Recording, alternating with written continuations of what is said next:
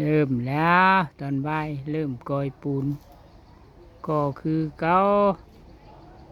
เริ่มกอยปูนก็คือเก้านายอ้วนลงมือก่อน แล้วลงมือก่อนแล้วส่วนปูนแล้วแพงค่อยจ้อยเราต้องออกแดดก่อนค่อย ออกแดดเท่าใดกับบกแล้วนะจักมาแต่ทางใดสิ้นก็ได้ค่อยถ่ายชมอยู่ห่มเราต้องออกสวนอยู่แดด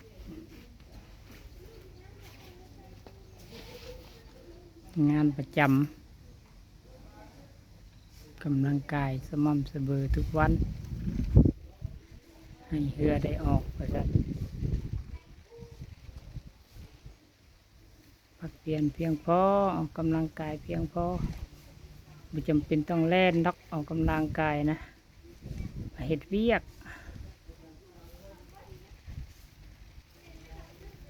เฮ็ดเวียก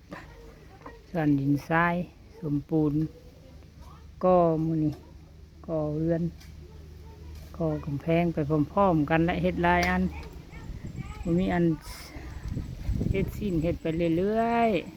ๆน้องเฮ็ดไปเรื่อยๆเฮ็ดซ้ำแห้งผู้เฒ่านั่นแหละออกกำลังกายสม่ำเสมอ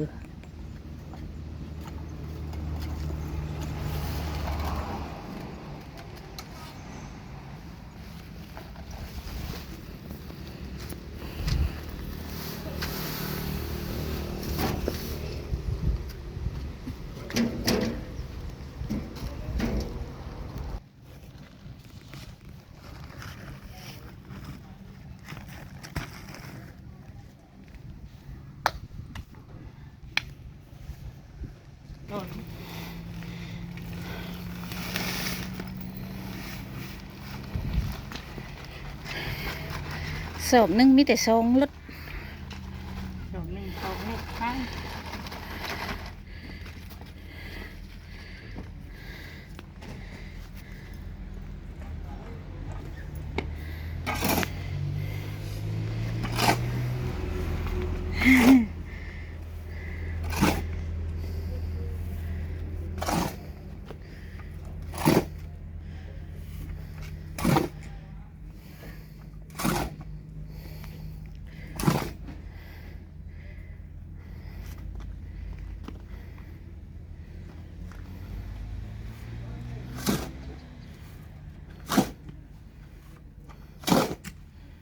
วันนี้จะโง่เท่าก่อยเนาะคำพูดวันนี้เจ้าบัดมื้อนี้เจ้าบัดสิเฮ็ดไว้ได้มื้อนี้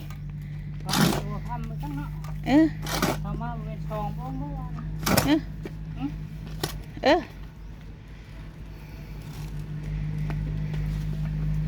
มื้อนี้บัดสิไว้แน่มันฮู้จักเขามันน่ะ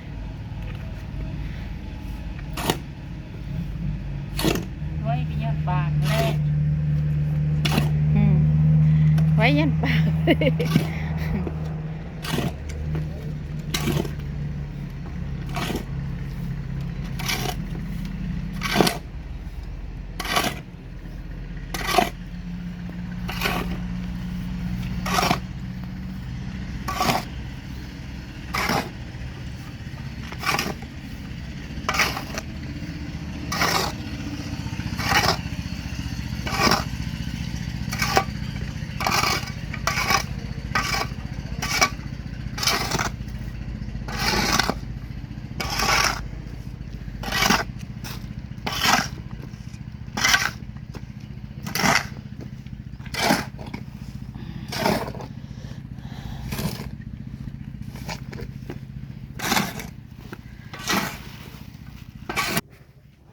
เฮ็ดทุกวันขยันทุกมื้อ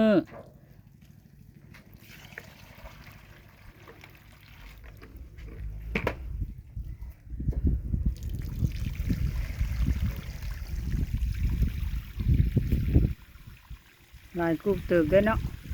4 คู่พุ่นแหละ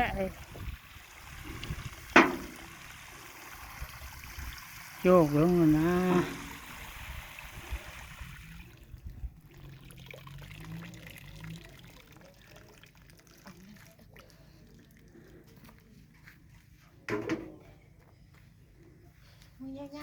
นะ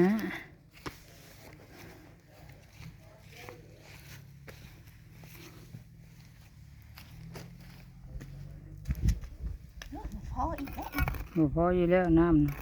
บ่ตามมาอีกบ่ อืมใส่ของมันพร้อมก็ได้ อืมมันตักยากไอ้เอ้ยเอาไปได้ เพื่อนขึ้นแล้วไหมชนะให้มันสูงสูงเอาลงเออ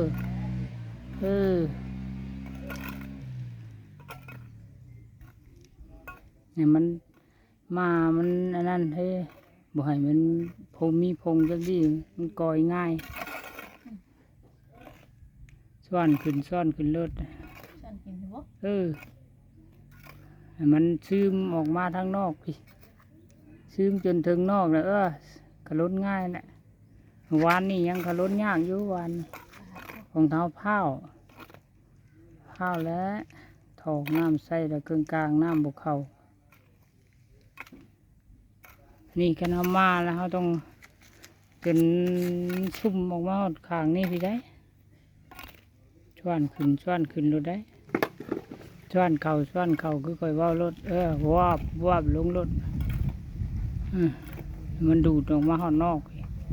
ก็ล้นง่ายสมเอาง่ายว่านี่เขาเห็ดไว้ลาวไว้ก็ซ่าเอาซ่าแบบใดซ่าแล้วไปสมอยู่คู่พร้อมดิจกอยู่คู่มันซ่าปกติเนี่ยเขาบ่ได้ตื้มน้ำแล้วบ่แม่นโบกเนาะในคู่นะ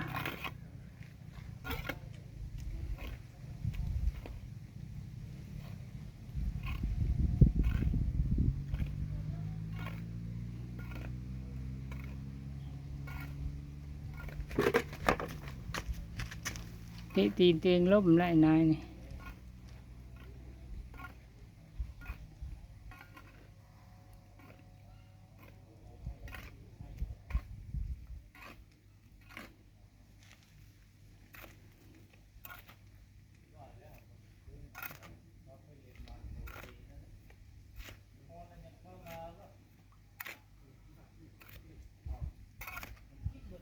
ยังบ่สอดเสยเลยจิ